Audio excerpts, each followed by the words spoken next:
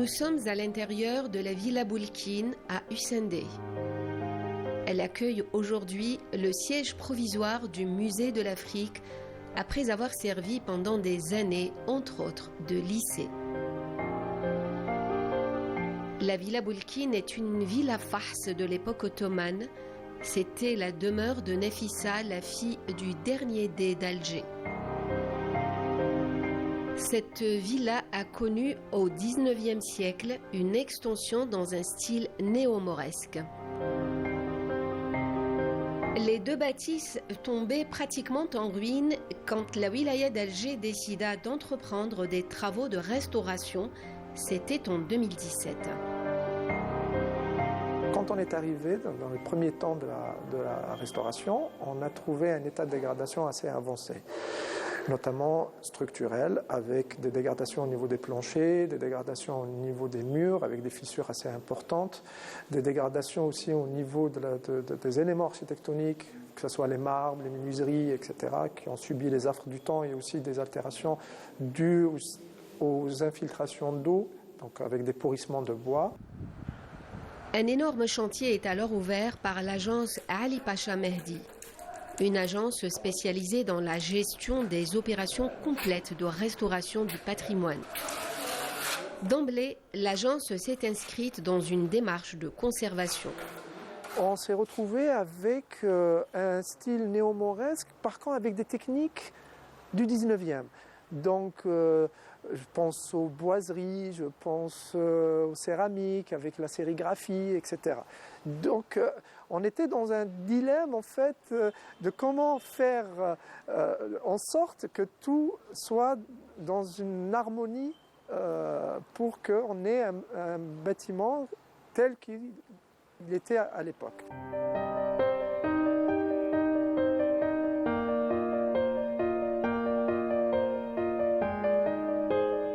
Dans un premier temps, on s'est attelé au confortement des structures, au confortement aussi des planchers.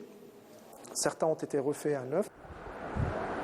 Les travaux de confortement des structures, du démontage des éléments architecturaux pour retrouver l'entité et la morphologie originelle des bâtisses sont menés en collaboration avec l'entreprise Mosmodi de Tlemcen.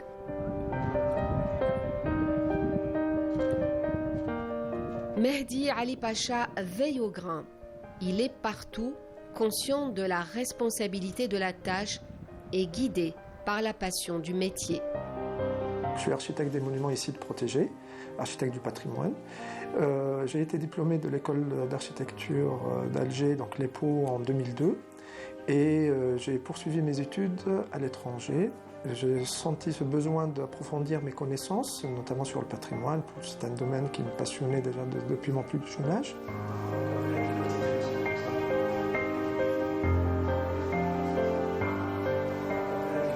Et j'ai eu l'occasion d'intégrer l'école d'architecture de Montpellier, où j'ai fait mon équivalence. Et en parallèle, j'ai concouru pour accéder à l'école de Chaillot, qui est l'école à Paris, qui est une école qui forme les architectes du patrimoine. Et j'ai eu la chance, pendant tout ce temps-là, de travailler avec un architecte en chef des monuments historiques, et où j'ai pu justement approfondir mes connaissances avec une expérience assez enrichissante, et où j'ai appris beaucoup de techniques de restauration, l'élaboration des études. Voilà. Donc ça a duré une dizaine d'années. Je me suis senti prêt pour me lancer en libéral, et je me suis dit j'avais le choix entre m'installer en libéral en France ou revenir en Algérie. Donc j'ai préféré revenir en Algérie pour mettre à contribution tout ce que j'ai acquis. Sur le chantier de la Villa Boulkine, comme sur tous les autres chantiers que supervise l'agence, le protocole a été rigoureux. Ça a été un travail d'enquête, de recherche, etc. pour essayer justement de redonner à ce lieu son prestige d'antan, et surtout comment les concepteurs de l'époque avaient utilisé certaines techniques que nous avons remis au goût du jour.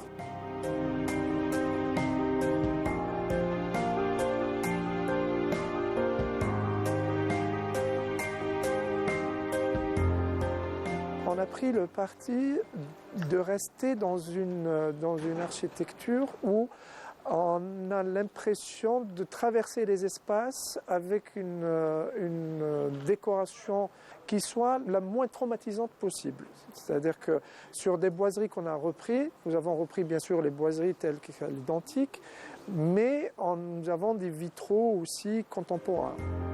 C'est toute cette harmonie qu'il fallait retrouver. Mais avant, il y avait urgence. Il fallait d'abord sauver, conforter, s'assurer de la stabilité de l'édifice.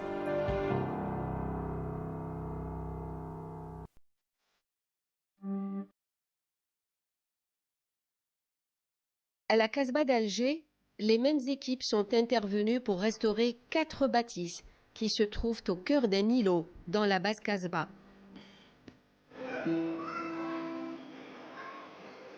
Parmi ces maisons, la demeure propriété de la famille Bouhired, une maison qui a été un repère durant la guerre de libération nationale.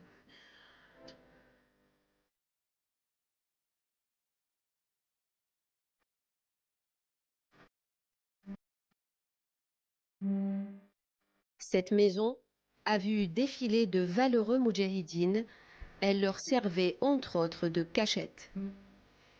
Indépendamment qu'elle soit une maison historique, elle est aussi d'un style architectural unique au niveau de la Casbah, puisque c'est une maison qui, dans sa typologie, dispose de certains espaces qu'on ne retrouve pas dans d'autres maisons, notamment un hammam, des mkhazen assez importants. Bien sûr, comme toutes les autres maisons, il y a un puits, il y a un djeb. Donc le djeb, c'est le réservoir d'eau qui recevait les eaux de pluie. Quand nous sommes arrivés en 2017, nous avons trouvé en fait un état de dégradation assez avancé du cœur d'îlot. Nous nous sommes attelés déjà à renforcer les éléments qui existaient déjà. Donc nous avons conforté ce qui existait et nous avons renforcé par la suite les structures, donc avec des reprises en sous-œuvre. Ce renforcement, c'est notamment au niveau des murs ourdés en briques de terre cuite et en mortier de terre et de chaux. Donc ces murs étaient complètement désorganisés à cause des infiltrations d'eau, à cause des séismes, en fait des facteurs aggravants. Le fait que ces maisons soient mitoyennes et imbriquées les unes dans les autres a aggravé encore plus les choses. Une particularité de la Casbah, c'est que les maisons sont imbriquées les unes aux autres. Donc elles partagent tantôt des murs, tantôt des planchers. Et donc le fait qu'elles soient imbriquées, bien sûr, quand on a une localisation de dégradation sur une maison, cela peut engendrer des dégâts sur la maison mitoyenne.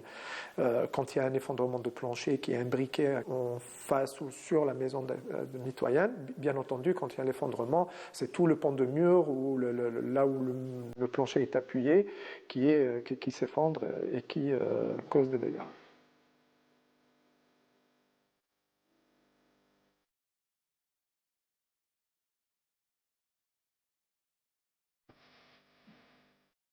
Nous avons pris le temps déjà de bien faire l'étude, donc ça a demandé déjà presque une année d'études, et par la suite, nous sommes sur 4 ans et demi de travaux. Sur le chantier du palais Hussein D, c'est une véritable fourmilière, chacun à son poste. Ouvriers et artisans, perchés sur les toits, concentrés sur les éliges et sur les décors, s'affairent à leur tâche avec passion et beaucoup de patience. Il y a quelque temps, ce palais s'est dangereusement rapproché de l'état de ruine, frôlant la disparition. La moitié du bâtiment s'était carrément effondrée. Nous avons dû reconstruire en fait les murs porteurs, les planchers. Voilà. Donc tout ça a été fait dans un premier temps, donc tout ce qui est consolidation, confortement de la bâtisse. Il fallait aussi déblayer, récupérer les matériaux, les traces des décors anciens. Même un minuscule fragment de céramique peut nous aider à la compréhension et à essayer de retrouver un revêtement ancien ou comment il était. Donc ça a été fait dans une première étape. Avant de passer à cette première étape et la deuxième étape, celle dite de restauration fine, tout un travail en amont a été effectué.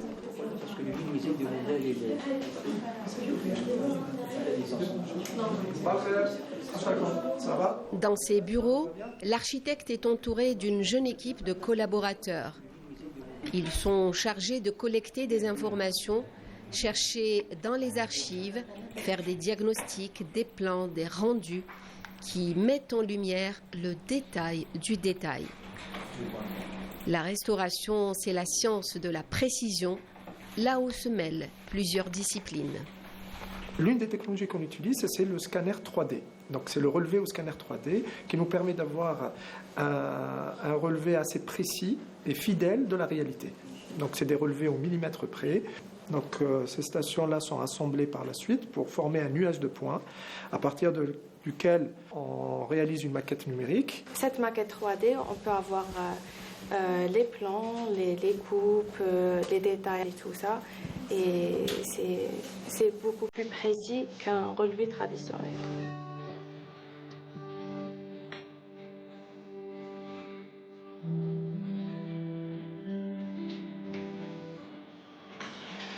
Les collaborateurs sont architectes et pour la plupart d'entre eux ont une formation de magistère en patrimoine et pour lesquels justement j'insiste sur le côté formation puisque ils ont eu une formation théorique et au sein de l'agence nous sommes sur une formation pratique et professionnalisante. Donc c'est pour ça que leur formation elle est journalière, quotidienne, où on les accompagne justement pour leur faire acquérir des connaissances sur les concepts ou les préceptes de la restauration.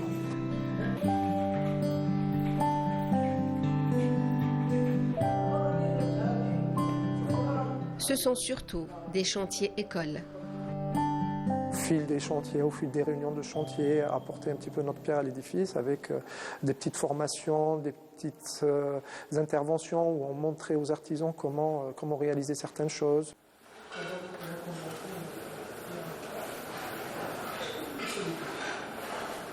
Alors ici, on se situe sur la terrasse de la villa où on a la couverture du patio. Donc cette couverture qui est en plan et dont la technique a été reprise à l'identique de ce qui existait au XIXe siècle. Et avec les artisans de l'entreprise, nous avons pu restituer l'ourlet, etc. Voilà. Donc tout ça a été fait en collaboration avec l'entreprise.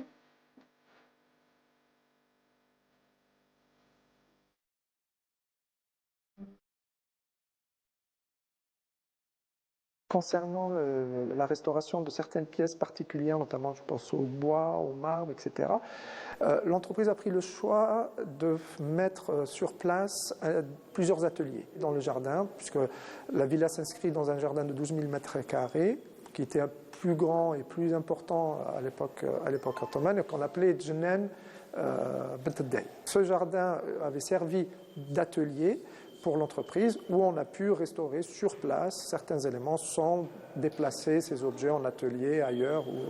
Donc tout a été fait sur place.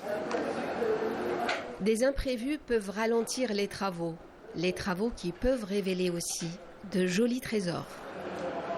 Lors de la restauration, nous avons découvert certaines dispositions anciennes qui étaient cachées ou dissimulées sous des revêtements en bois ou des revêtements contemporains, notamment un parquet en marqueterie. Nous avons pris le parti de le restaurer à l'identique avec un artisan local. Et en fait, le parquet en marqueterie, c'est l'utilisation de plusieurs essences de bois, des bois clairs et des bois sombres, afin de donner et afin de matérialiser un effet de 3 dimensions. Comme on peut le voir ici, nous avons les bois foncés et les bois clairs, donc qui prennent un petit peu la lumière, et les bois foncés qui donnent l'ombre et qui donnent le creux en fait. On a l'impression que le parquet est ciselé, il est taillé, etc. pour donner ce relief-là. Lorsque nous avons commencé à reprendre les enduits, nous sommes tombés sur un reliquat d'une simèse en décor peint. Et ce décor peint a été réalisé en trompe-l'œil avec un effet de fausse céramique qu'on voit ici avec ce quadrillage carré qu'on retrouve avec un module assez répétitif.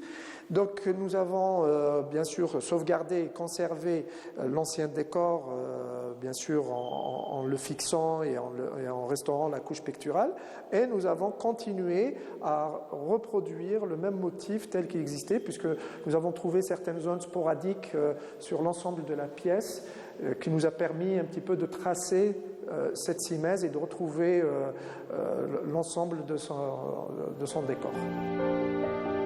Chaque pièce a son décor particulier, qu'il s'agit de décor peint, de décor de plafond ou de sol. Au niveau des 4 maisons de la Casbah, et après les gros travaux de confortement, la restauration des boiseries, des céramiques, des marbres et des décors peints a été un énorme chantier. Nous avons fait appel à des artisans, que ce soit des artisans locaux de la Casbah, en fait, qui travaillent déjà, qui ont des petits ateliers au niveau de la Casbah, ou des artisans qui sont sur le territoire national. Donc nous avons rassemblé tout ce savoir-faire au niveau de ce chantier pour justement arriver sur un résultat qui soit des plus convenables. Sur les restaurations des décors peints, ces décors peints, nous les avons mis au jour à travers la restauration, donc qui n'étaient pas visibles quand nous sommes arrivés.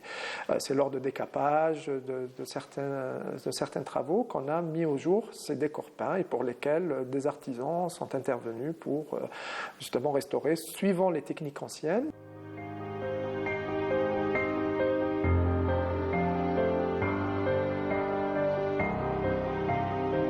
Prenons par exemple la balustrade. Donc cette balustrade, lors des décapages, nous avons trouvé en fait en première couche cet oxyde de cuivre, donc c'est une couleur verte, donc qui était justement dans la première couche de la balustrade, notamment les tirants aussi. Par ailleurs, nous avons aussi trouvé au niveau des écoinçants les couleurs bleues.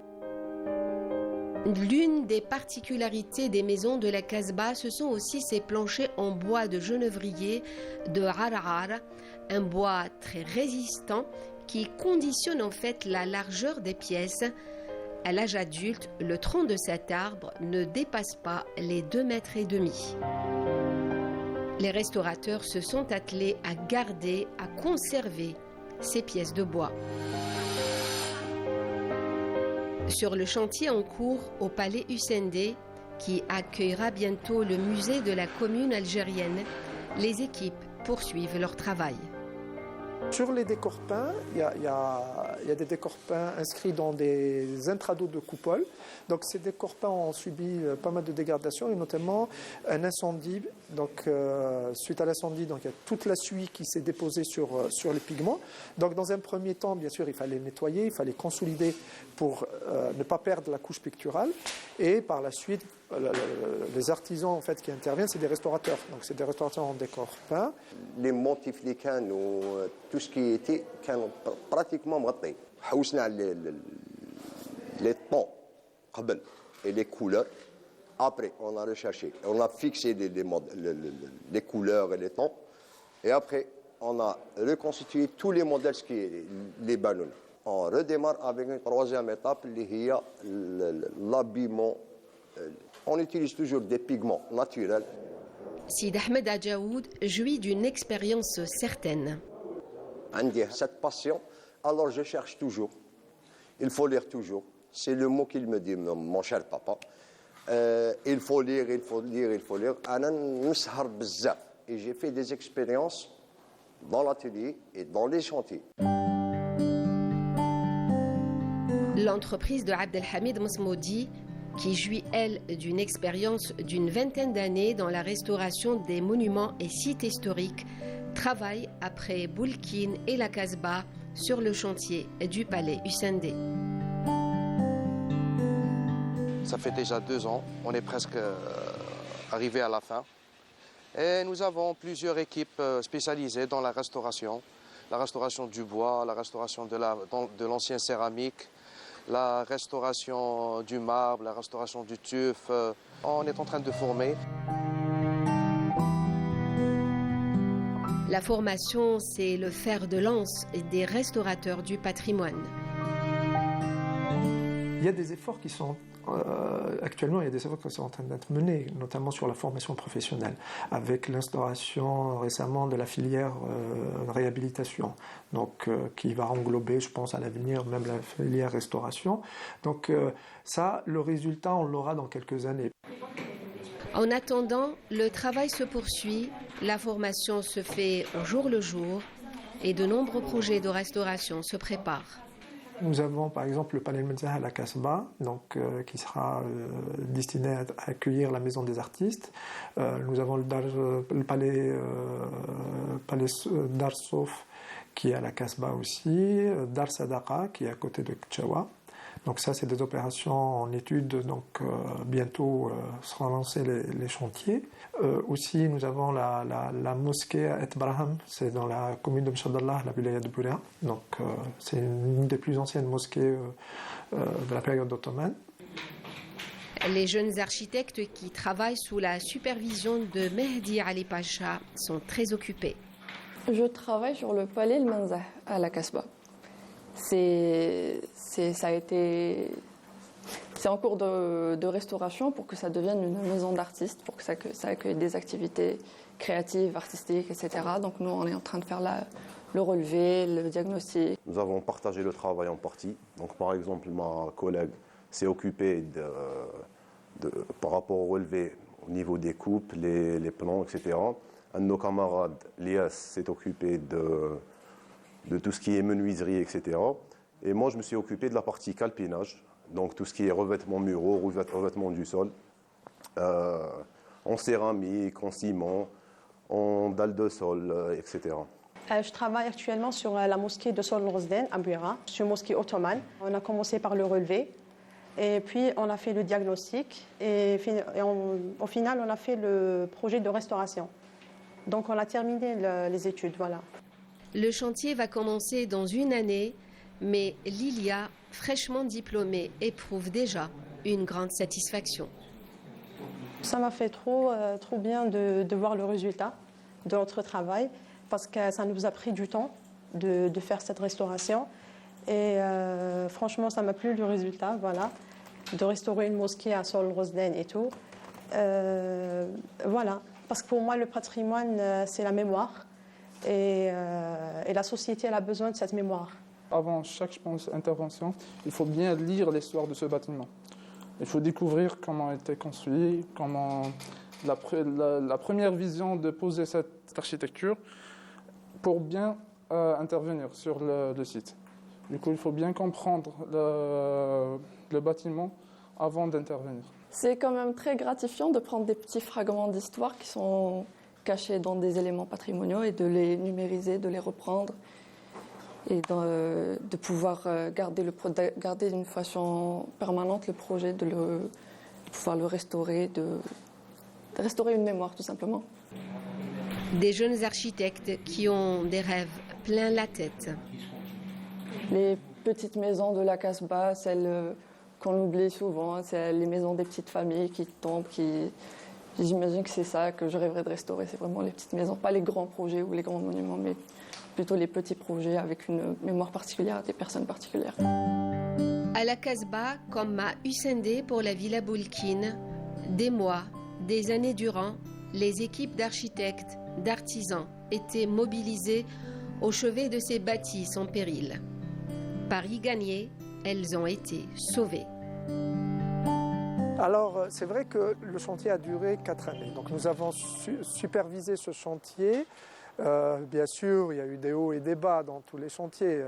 On a des moments de doute, on a des moments où on est satisfait du résultat, on a des moments où on est dans l'opacité la plus totale, où on est obligé de réfléchir, d'aller encore rechercher dans des archives, aller se creuser un petit peu les méninges pour trouver la solution. Et c'est vrai que le résultat à la fin est une satisfaction du bien faire. C'est-à-dire que quand les choses sont bien faites, quand elles sont dans le respect de l'art et dans le respect des règles de l'art surtout, la satisfaction, c'est plus un aboutissement. En se disant, voilà, ouf, ça a été respecté, ça a été fait selon ce qu'on avait prévu, selon ce qui régit la restauration à travers le monde, et on se retrouve avec un résultat pareil qui donne effectivement une satisfaction à la fin. Fierté et satisfaction, mais aussi espoir, beaucoup d'espoir. Arriver sur un résultat pareil et se dire que c'est possible de restaurer ce type de demeure, ça donne énormément d'espoir pour la suite, pour le reste des maisons de la Casbah, en se disant voilà, c'est possible, nous avons la main-d'œuvre qualifiée, nous avons les architectes, et tout a été fait en 100% algérien. Donc c'est ça qui est aussi une fierté. Les restaurateurs du patrimoine agissent en véritables sauveurs de mémoire, jetant ainsi des passerelles de survie entre les siècles.